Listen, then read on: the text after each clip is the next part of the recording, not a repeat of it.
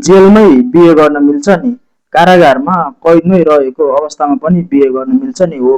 कारागारभित्र कैदमै रहेका महिला वा पुरुष बन्दीहरू अथवा कारागारभित्रै रहेका महिला वा पुरुष बन्दीहरूसँग कारागारमा नभएका महिला वा पुरुषले पनि बिहे गर्न सक्छन् नि।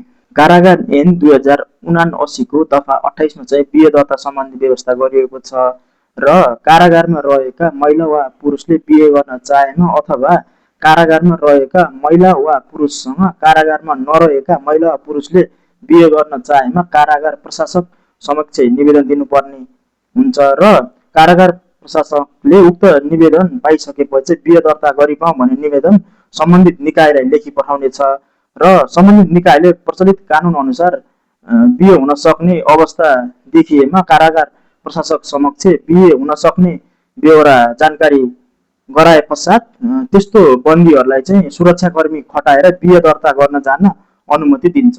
धन्यवाद।